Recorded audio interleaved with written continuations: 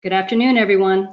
Welcome to this webinar entitled The Basic Fetal Heart Scan, a Systematic Approach to Screening for Congenital Heart Disease, presented by Michela Perez. The AIUM is accredited by the ACCME. This webinar is designated for one AMA PRA Category 1 credit.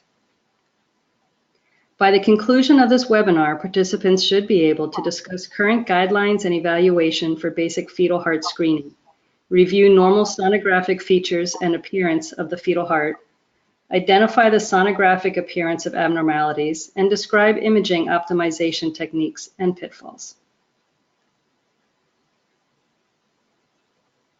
As an ACCME accredited provider, it is the AIUM's policy to ensure that the contents and quality of this activity are balanced, independent, objective, and scientifically rigorous. All individuals who are in a position to control the content of an educational activity are required to complete a disclosure form. All disclosures are reviewed by the AIUM, and any conflicts of interest are resolved or managed prior to an activity. Michela Perez and Darcy Belito de Luna have no disclosures. At the conclusion of this webinar, you will be able to access the CME test and evaluation located on the AIUM website. Participants who complete the post-test with a grade of 70% or higher will be awarded one CME credit. For more information on accessing the CME test and claiming credit, please refer to the handout provided in the dashboard on the right side of your screen. Credits for this webinar are approved for physicians, sonographers, and radiologic technologists. During today's presentation, if you have questions for the presenter, you may type them into the question box on the right side of your screen. You will be able to submit questions throughout this webinar, but the presenter will not begin answering until the end of her presentation, at which time she will answer as many questions as possible. A recording of this webinar will be available on the AIUM website. And now I'm pleased to present Michela Perez.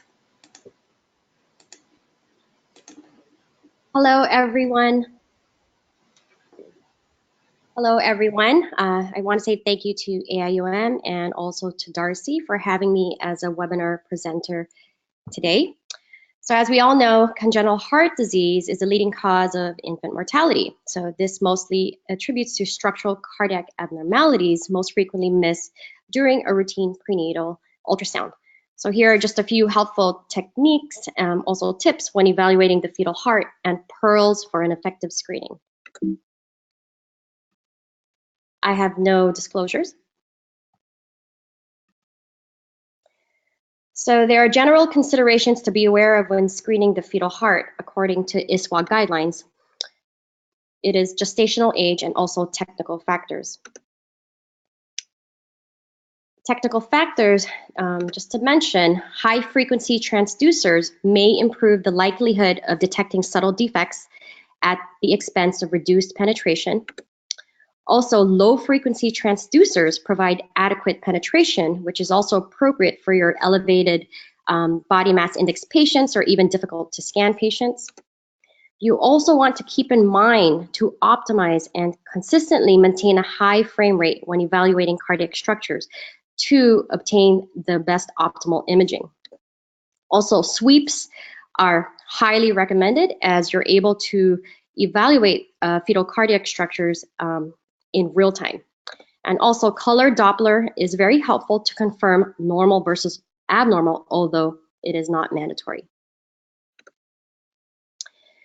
The optimal timing for performing a cardiac screening is between 18 and 22 weeks. So this is commonly during the routine anatomy scan. Now, some anomalies may be identified during the late first and early second trimester, especially with an increased nuchal translucency. So fetal cardiac screening is generally divided into two groups. We have the basic screening and also the formal fetal echocardiography. So who does this actually apply to? So here we have the basic heart scan, or the basic screening, which applies to low-risk population and should be part of your routine prenatal care to all pregnant women. And the fetal echocardiography, the formal fetal echo, this is actually for pregnancies at increased risk for congenital heart disease, or suspected heart abnormalities that are seen during the routine prenatal scan, requiring a comprehensive evaluation of the fetal heart. So in the past few years, these are the governing bodies that have taken major steps to improve the effectiveness of screening and detection of congenital heart disease. So clear guidelines to include views such as the fetal situs, the 4-chamber view, the left ventricular outflow tract view, and the RVOT, and also the infamous 3-vessel view and 3-vessel trachea view to be included as part of the comprehensive screening. So we'll review each of these sweeps in detail. So the first step to the sonographic evaluation of the fetal heart is the assessment of fetal situs. So first, let's take a look at the big picture and then work our way in. So here is a sweep just demonstrating the position and the heart in the upper abdomen and in the chest. So this should always be your initial approach, as this determines fetal situs. You want to take a look at the position of the stomach and the heart and the chest. Also, careful attention to the location of the aorta, the IVC, and an umbilical vein with portal sinus, and not to mention also the gallbladder, the location. This is very helpful in determining abnormal location of abdominal or thoracic organs or suspected heterotaxy, as in right or left isomerism.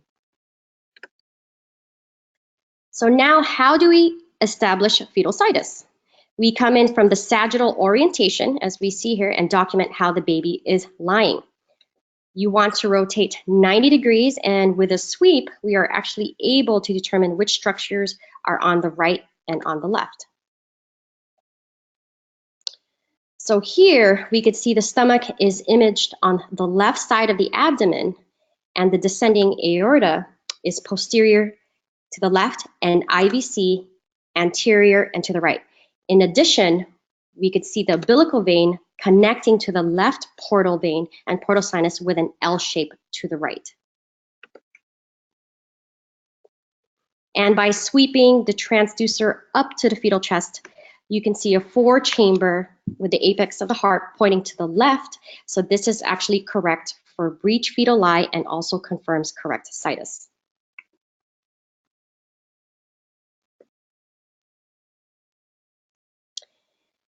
Now, when evaluating cardiac access and position, you want to draw a line down the middle, traversing through the right ventricle. The majority of the heart is on the left side and apex leftward with symmetrical lungs. Now, the normal axis is 45 degrees plus or minus 20 degrees.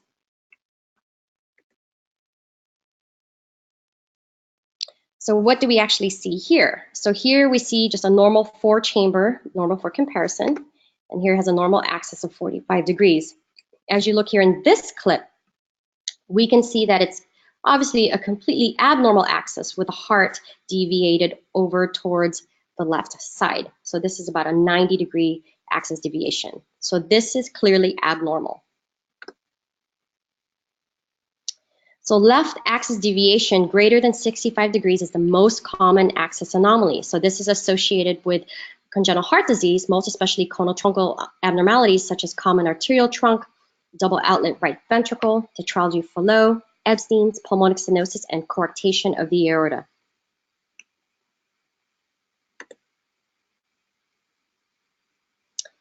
So here, just looking at the 4-chamber view again, heart is leftward and is over towards to the left side of the chest. But as we see here in this clip, the heart is completely shifted over towards the right. So this is an abnormal position of the heart. This is also otherwise known as cardiac dextroposition. So this can be due to space-occupying lesions such as congenital diaphragmatic hernia, cystic pulmonary adenomatoid malformations, lung hypoplasia or genesis, or even severe pleural effusion. So now that we're done with the bigger picture, we're moving into the 4-chamber view.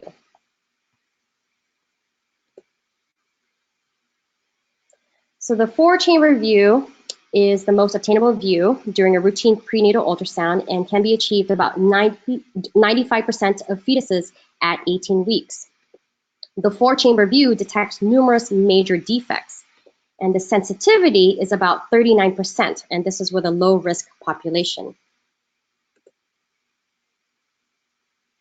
So here are just the common congenital heart disease associated with an abnormal 4-chamber view. So you have Ebstein's, large ventricular septal defects, tricuspid pulmonary atresia, TAPVR, to name a few. So these are many cardiac abnormalities that are primarily suspected on a 4-chamber view, and these are all complex cases.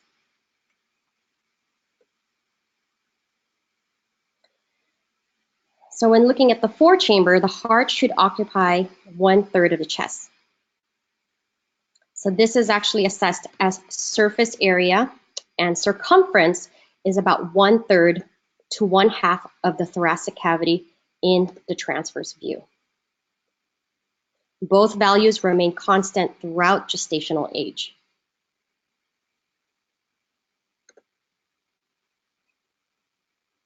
When looking at the 4-chamber in real time, you also want to assess for any absence of pericardial effusion and pleural effusion. Also, you want to assess how the function of the heart, making sure that it's a regular danceable cardiac rhythm, and heart rate 120 to about 160 beats per minute. So here, sometimes you can see a little bit of fluid surrounding the heart, and that can be normal. Now, if you're unsure if the hypoechoic space you see is pericardium versus pericardial effusion, why don't you go ahead and just turn on your color Doppler? Since pleural effusion is moving fluid, it will fill with color, as we can see here.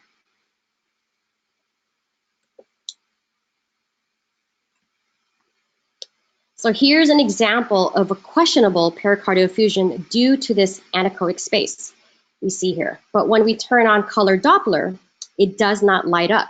So there's no effusion, but normal heart tissue. So just a tip, turn color Doppler on to confirm pericardial effusion.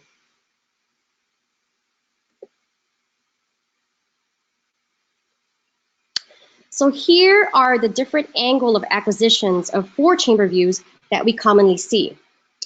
It's good to evaluate the heart in different views just to assess for symmetry, to focus on specific areas such as the septum, the valves, or even ventricle or atrial morphology. So depending what you want to evaluate.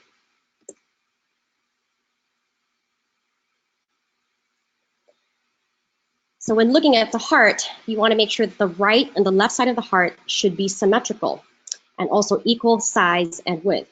But during the late 3rd trimester, the right ventricle may appear enlarged compared to the left ventricle. This can be a marker for coarctation or any other cardiac abnormalities. On the other hand, the 3rd trimester disproportion can also be a normal variant. What you can do, if there's any suspicion for asymmetry, assess the chambers in different views, which can help in confirming chamber disproportion. So another tip, utilize different scan angles when assessing for symmetry.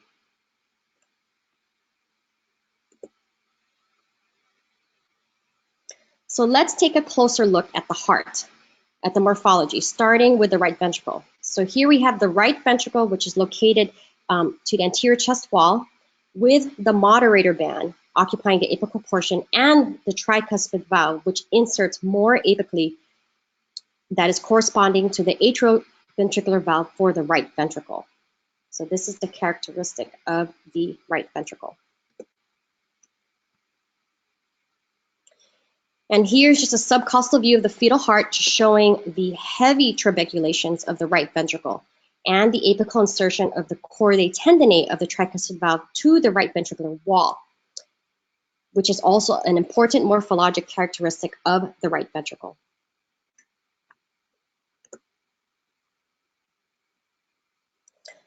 So now when looking at the left ventricle morphology, the left ventricle is posterior to the right ventricle. It is also very smooth-walled compared to the right ventricle, and this is due to the fact of no chordae tendineae attachment to the free wall. It is also conical in shape, which makes up the apex of the right ventricle, and also the mitral valve, which is the corresponding atrioventricular valve for the left ventricle.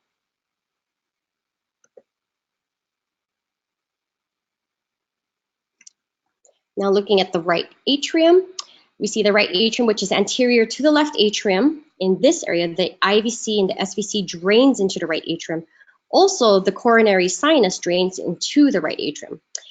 Sometimes we are able to see the coronary sinus in the 4-chamber view if it's dilated. So because of this, it courses along the atrioventricular groove of the left atrium. We could actually see if it's enlarged on the 4-chamber view. We are also able to see sometimes the eustachian valve. So the eustachian valve, this is just a normal anatomic finding. This is located at the opening of the IVC. Now, if prominent, we are able to see it in the 4-chamber view. This directs highly oxygenated blood originating from the ductus venosus to the foramen ovale. And this can sometimes be mistaken for the flap of the foramen ovale. So that's something to keep in mind. This is also commonly seen in the bicaval view.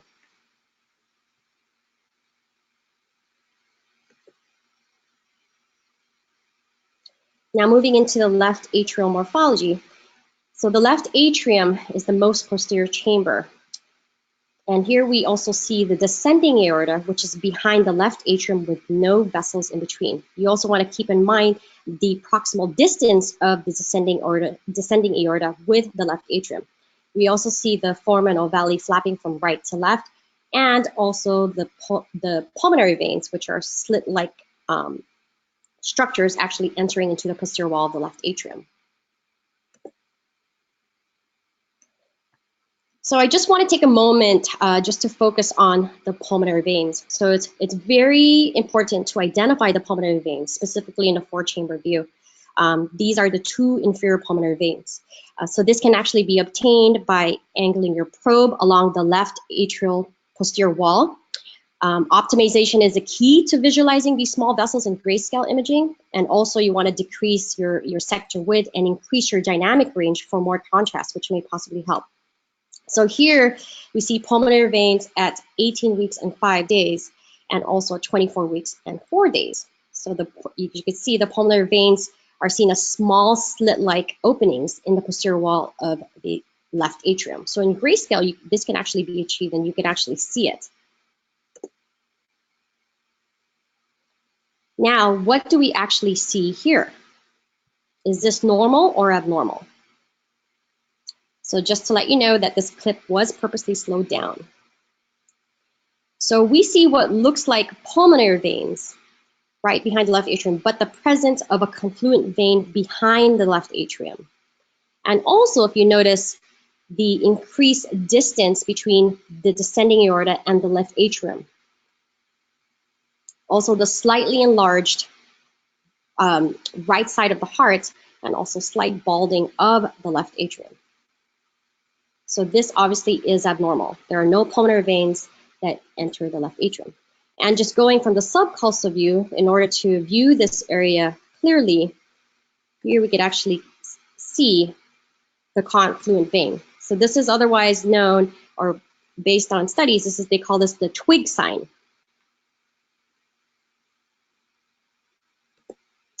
And that's something to keep in mind when actually taking a look at the pulmonary veins.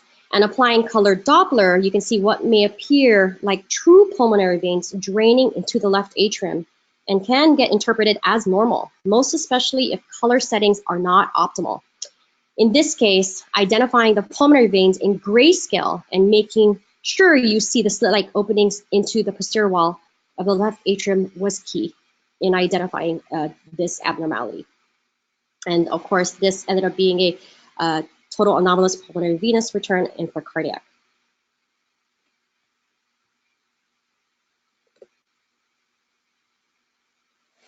Okay, so now going back into the left atrial morphology, here we see actually this specific structure. People wonder, like, is that thrombus? It has also been referred to as for a possibly dilated coronary sinus, but what is that exactly? So this is just a normal anatomic structure called the Coumadin ridge. So the Coumadin ridge, otherwise known as the Warfarin ridge, is what separates the left atrial appendage and the left superior pulmonary vein. This can actually be frequently seen on the left lateral wall of the left atrium, as we could see here. Now, lack of mobility and characteristic location just helps distinguish it from an abnormal finding. What you could do also is turn on color, and you could see the left superior pulmonary vein tracking adjacent to it.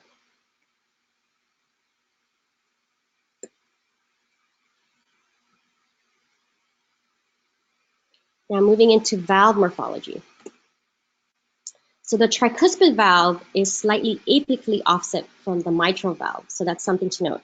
So this represents a very important anatomic feature that is typically absent in atrioventricular septal defects, so that's something to pay attention to. Also, when looking at the valves, you want to see the valves move freely, come and go in systole and diastole. And also it helps assessing the valves also from a different angle. Again, you want to see the valves move freely and come and go in systole and diastole.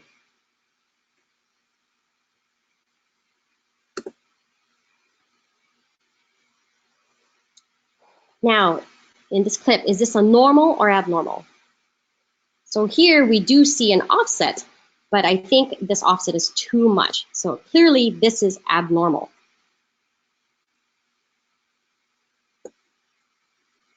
Now, in comparison with the normal four-chamber, here we see the tricuspid valve, that's a normal offset, but in this case, here we have the tricuspid valve, which is closer to the apex of the heart. It's more of an exaggerated offset. Well, let's go ahead and get a closer look. So here we have the normal offset of the tricuspid valve, and in this case, you see the complete displacement of the tricuspid valve. And clearly you could see the difference. So this is abnormal. And with colored Doppler, here we're actually able to see the regurgitation due to the defective valve. So this ended up being a mild form of Ebstein's anomaly.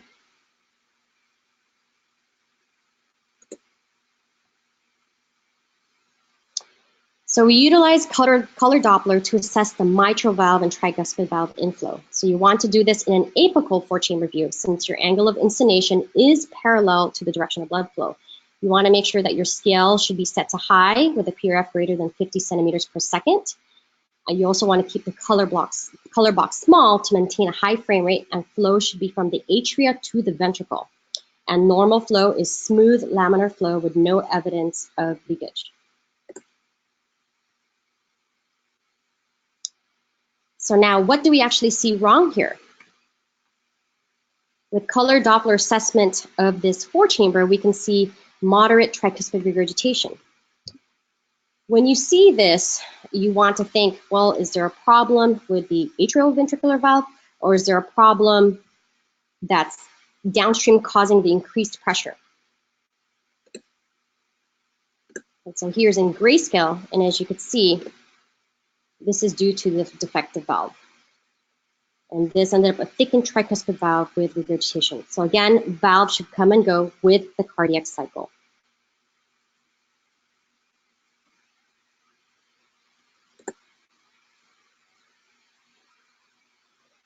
Also, another pitfall when looking at the four-chamber view is, as you're scanning, you're wondering, well, is this a questionable VSD?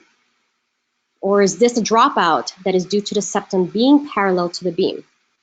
What you can do is you have to change your angle of acquisition and scan perpendicular to the septum. And here, of course, we don't see any VSD. So, which brings us to the subcostal view. So in the subcostal view, here we're able to see the atrial septum. We're also able to assess the crux of the heart. We're able to see the septum is intact, foramen ovale flapping from right to left. Also a great view to view the pulmonary veins due to your great angle of insonation. And here we're able to also see the descending aorta behind the left atrium. So when evaluating the septum, you want to keep in mind to change your angle of acquisition so the septum is perpendicular to the beam. Also, when using color Doppler, you want to drop your scale to a PRF of at least less than 30 centimeters per second. And you want to pan through the septum. Remember, septum has depth.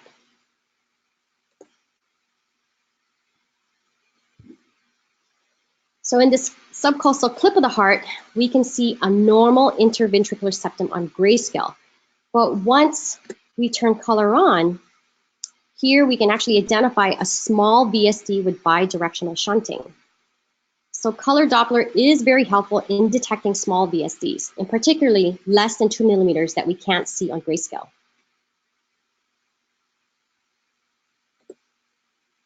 So again, optimize your scanning angle and turn on color Doppler to assess for septal defects, especially the small ones.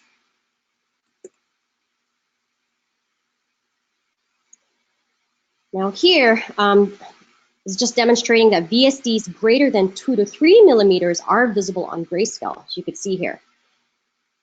And as you can see, we are not in the traditional septal view, but more looking into the left ventricular outflow tract view. Remember, the septum has depth and it has a curvilinear surface. And borders of the VSD commonly appear echogenic, as you can see here. This is an important hint to differentiating a true muscular VSD from an artifact. Now, that's another great tip. And of course, with color, just confirms the presence of the defect in the bidirectional shunting. Remember again, septum has depth. So now moving into the left ventricular outflow tract. So outflow tracts, just the facts. So outflow tract lesions predominate and they require early intervention, and it's just due to these ductal dependent lesions that need to be paid attention to. There has been studies shown with outflow tracts, we are able to detect many congenital heart abnormalities, especially the conotruncal type. So this shows that with doing outflow tracts, we have better detection of congenital heart disease. Now, the defects of the great vessels are associated with an abnormal four-chamber view in about 30% of cases. And here's just a common congenital heart disease associated with a normal four-chamber view, such as tetralogy for low, transposition of the great arteries, double outlet right ventricle, aortic arch abnormalities, and common arterial trunk. So these are all complex abnormalities of the heart.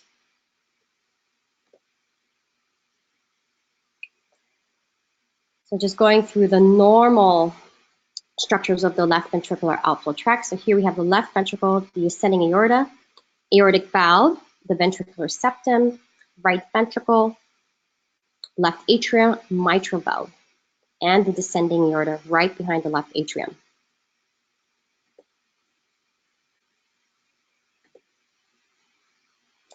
Also, just to note, left ventricle gives rise to the aorta. You also want to take a look and make sure the aorta is normal in caliber. Also, the continuity of the wall of the aorta with the mitral valve leaflet and the continuity of the interventricular septum with the wall of the aorta, which actually creates this nice wide angle, and that's normal.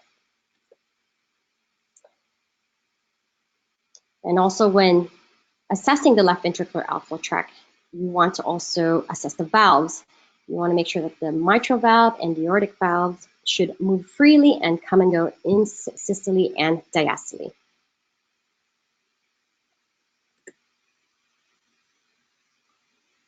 Now, when evaluating the left ventricular outflow tract with color Doppler, scale should be set to high with a PRF greater than 50 centimeters per second.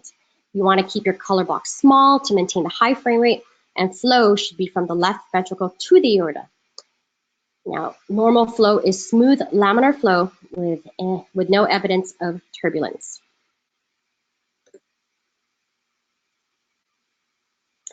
Now here's just two LVOTs obtained in different views. So it's very important to become familiar with anatomic structures not presented in the traditional views, as this will help you recognize abnormal structures, especially in the setting of a difficult exam. So just adjusting your angle of acquisition, you can actually get different views of the left ventricular outflow tract.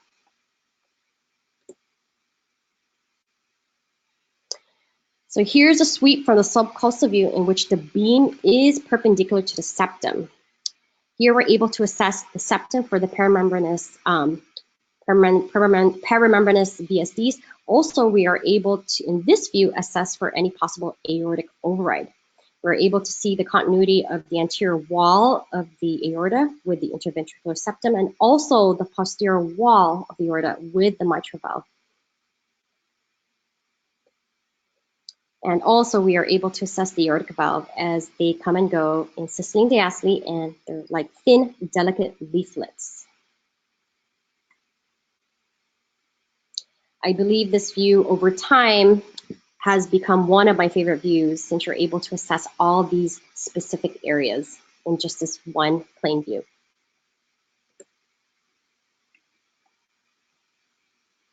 And with color Doppler, to assess flow across the aortic valve, you want a high PRF of greater than 50 centimeters per second.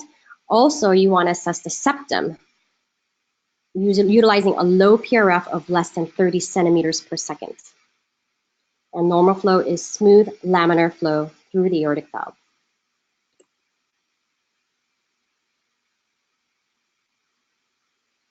So looking at this left ventricular outflow tract, is this normal or abnormal?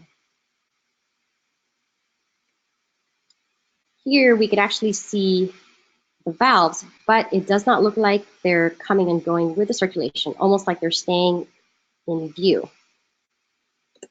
Now let's go ahead and get a closer look. So this ended up having thickened and doming of the aortic valve. So this is clearly abnormal.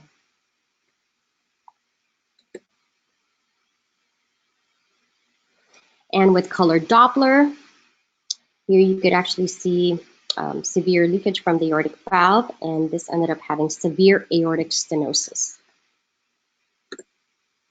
Again, you want to pay attention to the valves, and you want to see them come and go with insystole and diastole.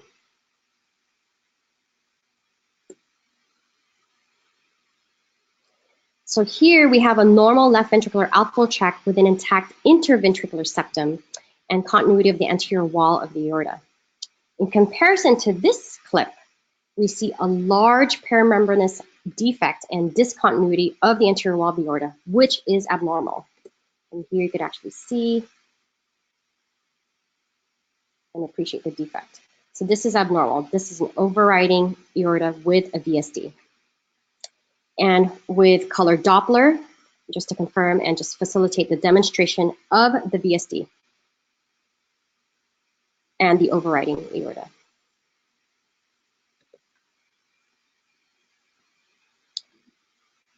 Now moving into the right ventricular outflow tract.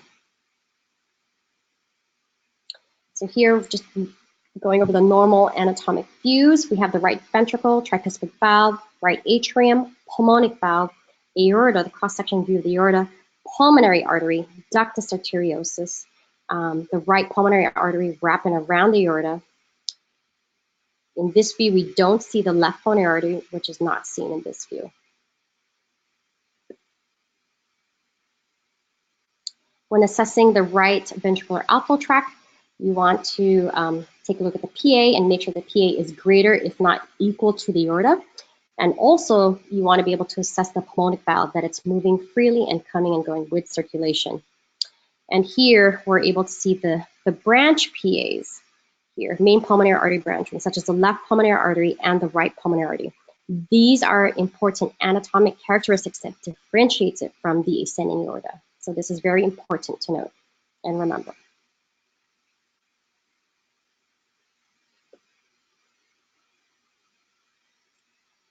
And with color Doppler, scale should be set to high with a PRF greater than 50 centimeters per second.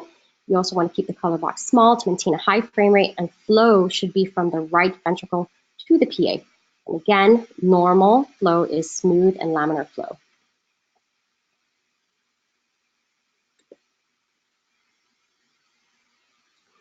So here in a normal fetus, you can see the pulmonary trunk is slightly larger, if not greater or equal to the size of the aorta, and divides into the right and left pulmonary artery. In comparison to this right ventricular outflow tract, Here you can see a little bit of subpulmonic narrowing in comparison to the aorta. So this is obviously abnormal. You can see the huge disproportion. Another tip, the PA should never be smaller than the aorta. And we turn on color Doppler to demonstrate any retrograde flow caused by the narrowing. But in this case, there is normal antegrade flow with subpulmonic narrowing.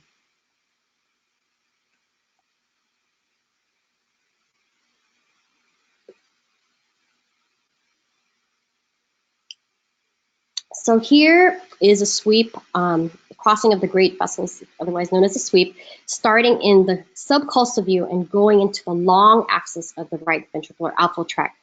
So in the sweep technique, you can verify the crossing of the great vessels and at the level of the valves. And you can also visualize the valves clearly and also moving freely.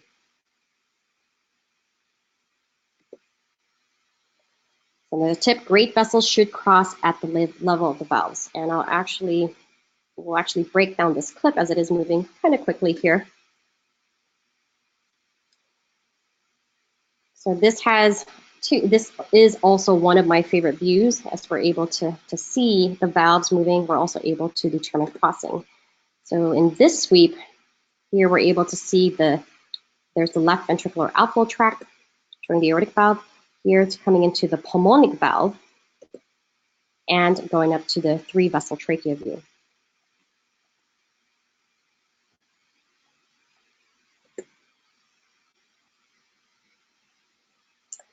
And color Doppler is particularly helpful in this view. So as you sweep through the great vessels, they actually display different colors, which confirms the crossing.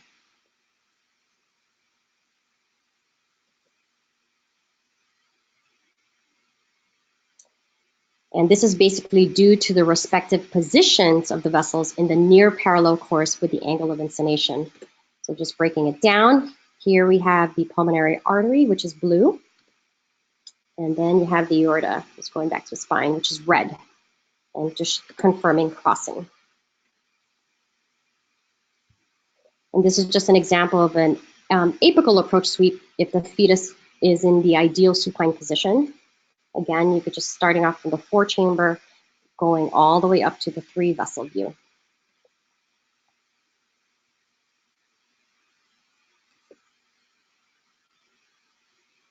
And just breaking down the sweeps. Here we have the normal 4-chamber, the left ventricular outflow tract, and going up higher to baby's neck, you see a 3-vessel view. So it's a very helpful technique when actually evaluating the heart with just a single sweep. So here this was a case that one of the sonographers came and was actually explaining, well, I can't seem to get the crossing. I don't know what's wrong. So here, as you can see, we see what looks like a 4-chamber view, but we are unable to see that crossing as we go up to the neck. So obviously this is abnormal. We don't see any vessels crossing. And this baby ended up having transposition of the great arteries. So here you could actually see going from an angle, an oblique angle, you're able to capture the parallel orientation of the great arteries from the right ventricle. The aorta is arising from the right ventricle, and the pulmonary artery arising from the left ventricle.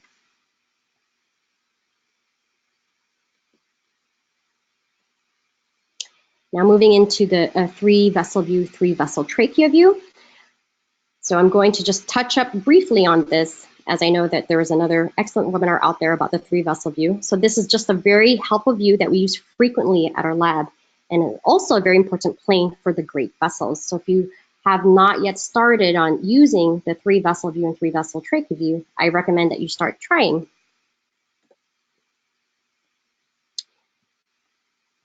So the 3-vessel trachea view is very helpful view, as it's able to detect abnormalities in the upper mediastinum. It also allows to identify critical heart defects affecting the outflow tracts and the aortic arch. And is also very easy to obtain throughout gestation.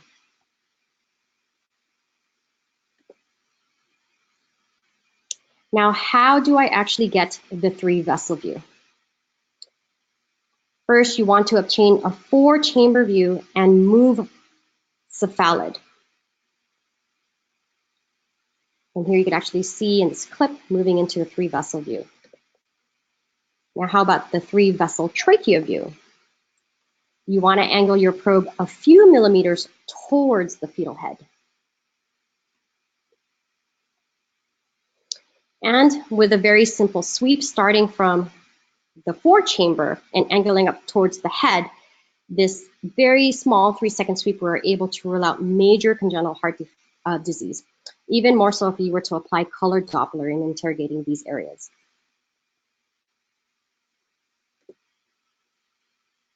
So just reviewing the anatomical components of the 3-vessel view. So here we have the main pulmonary artery, which continues to the ductus, the ascending aorta. We have the superior vena cava, and as well as the trachea. Now, in order to remember this better, otherwise we could call this PAST. So the pulmonary artery, aorta, SVC, and the trachea.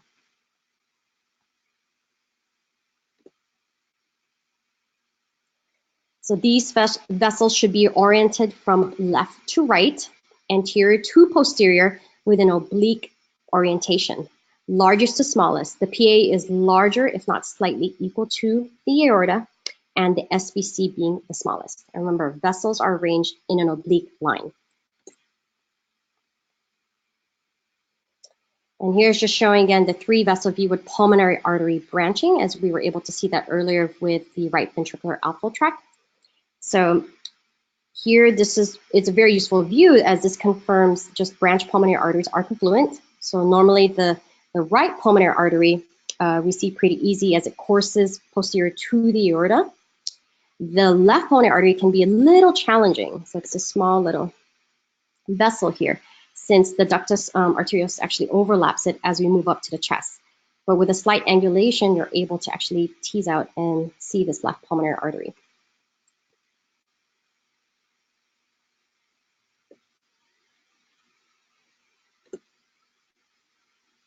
So moving a few millimeters from the 3-vessel view and slightly oblique, we move into the 3-vessel trachea view.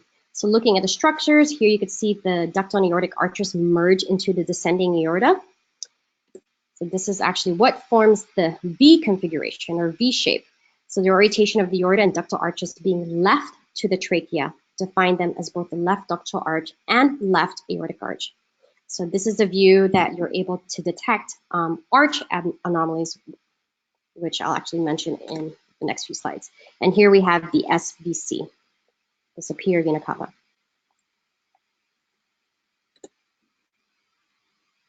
And not to mention the trachea. It's always good to note where the trachea is at when looking at the 3-vessel trachea view. And the thymus, which is also very helpful to detect, as an absent or a hypoplastic thymus is also a marker for CHD, specifically deletion 22q.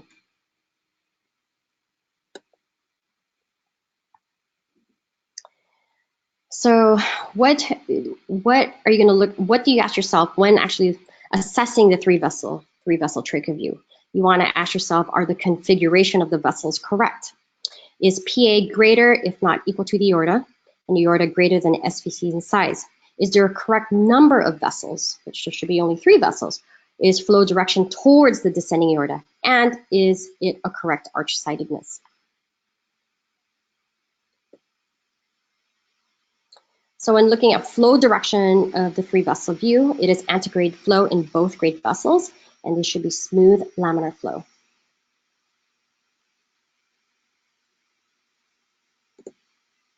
Reversal flow in either vessel is abnormal. So that's something to keep in mind when looking at the 3-vessel and 3-vessel trachea view. Now, if you see any reversal flow, then this will prompt you to interrogate all the remaining vessels or remaining views of the heart.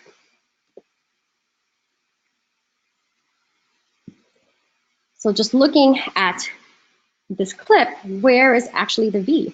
So here we see a normal 3-vessel trachea view, just for comparison. And we have the trachea here, but we actually see a U configuration. So this shows a right aortic arch with a transverse aortic arch to the right side of the trachea, therefore forming this U configuration. So this is abnormal.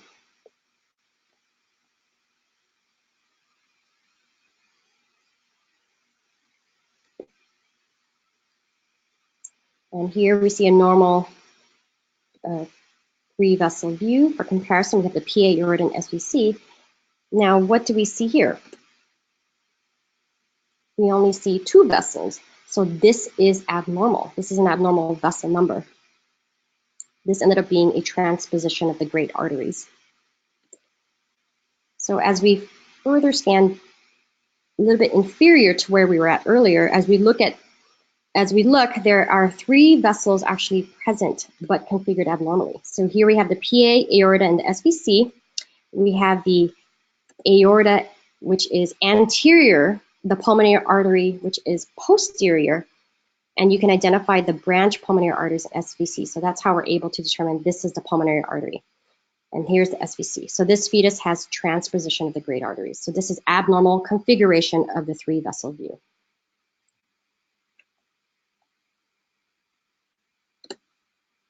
And just a schematic drawing of a normal 3-vessel view versus the transposition of the great arteries.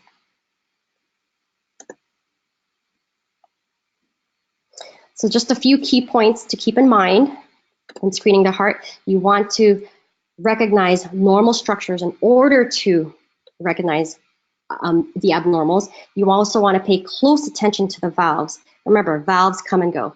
Also, the importance of including outflow tracts and a 3-vessel view and 3-vessel trach view in your studies. Also, sweeps are very, very helpful as we're able to evaluate the cardiac structures in real time. Also, don't be afraid to use color Doppler. If color Doppler is something that you're not used to actually applying, practice makes perfect. And with every scan that you do, you could actually apply color just to and try to practice. Also, utilize different scan plays and techniques and to adjust the correct angle of excision in which you're able to, depending what structure you're trying to evaluate. Thank you.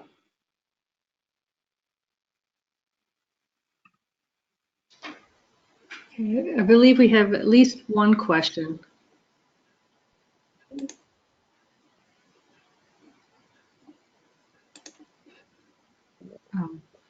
Do you see it, Michelle, or should I? Yes. Okay. Should the LVOT and the right ventricular outflow tract be obtained on all scans? Yes, according to the guidelines currently, with AIUM guidelines and also the ISMA guidelines, the LVOT and the RVOT are part of the basic screening guidelines. They should be included on all scans.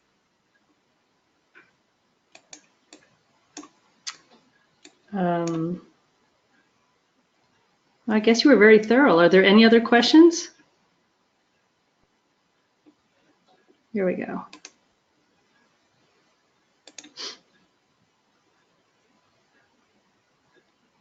Are there specific programs to learn fetal echo? I believe the AIUM does have specific parameters that you could find online to learn how to do the fetal echoes. I believe that there's one. There's actually a fetal echo parameters. You could find that online at the online website for American Institute of Medicine. Very helpful resources on there. It looks like there's another question. What length of cineclips do you recommend as sweeping through the heart? I would say around 3 seconds. 3 seconds, 3 to 4 seconds when actually sweeping through each view. Hopefully your institution has a really good archive system so nothing breaks down due to the amount of clips that you'll take. Also, does 3D help in fetal echo? 3D may be very helpful to include as a supplement to fetal echo. As you know, with 3D, we are able to see structures, but the only downfall if they're with 3D is that the resolution does get distorted. Any other questions? Oh, here, there's more. You should, yeah. Yes, I didn't see it. I'm so sorry. Is it mandatory to 3D scan? It is not mandatory, but studies have shown that it is very helpful to include as part of your scan.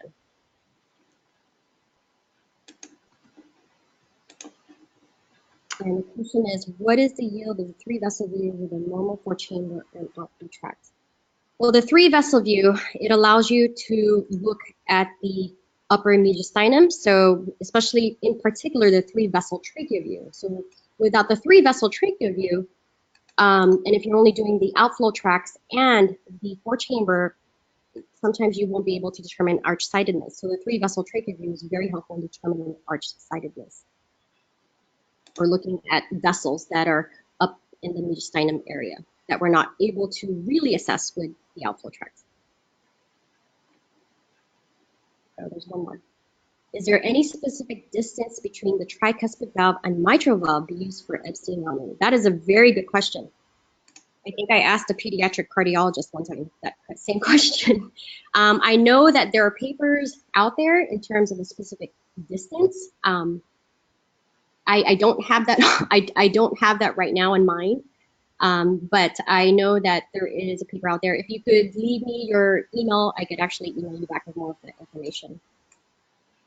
But I believe that just by eyeballing the tricuspid valve, it is slightly more apical, but if there's an exaggerated distance between the mitral valve and the tricuspid valve, then that should be concerning.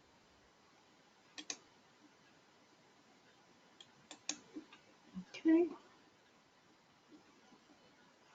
That's pretty much it. I think we have a few more questions rolling in. Wow. I don't know if there's a delay getting them to you. If doing the 4-chamber and outflow tracts with 3-vessel view, is it important to get the long axis of the arch and ductal arch for screening? It is important to include for the detail examination. So, for example, with fetal echo, it's very essential to include those views. With the basic views, I believe the 4-chamber just with the outflow tracts and the 3-vessel view is what is actually going to include. But getting the long axis of the arch and the ductal arch, that is more for a comprehensive review. So that's more of a fetal echocardiography formal scan. I hope I answered all the questions. And then we have one that someone's saying they're still a little confused on how to determine PDA. I'm still confused on how to determine the patent ductus arteriosus.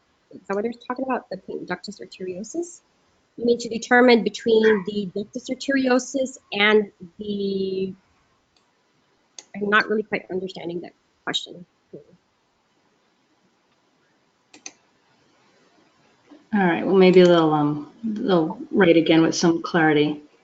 If you're talking about just the ductus arteriosus, how to determine, you have to go in a ductal arch view, and you're able to see the ductal arch view. If that's what they're talking about, I'm not too sure how specific. Okay, and here we have someone asking you to define the septum depth. So the septum, as you can see, just looking at a normal model of the heart, the septum itself it pretty much covers, a good amount of area, and it's very curvilinear surface. So just by looking at, when we do an ultrasound, like in the 4-chamber, typically the way the beam, transects the heart, we're only covering a small portion of that heart. In order to thoroughly evaluate the septum, you want to scan, anterior to posterior to the heart to be able to cover the septum.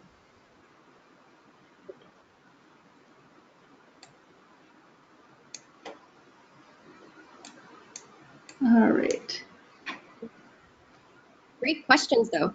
I think that, yeah, and I think that wraps up our webinar for today. Thank you very much. Michela, and on behalf of the AIUM, our thanks to all of you who participated in today's webinar.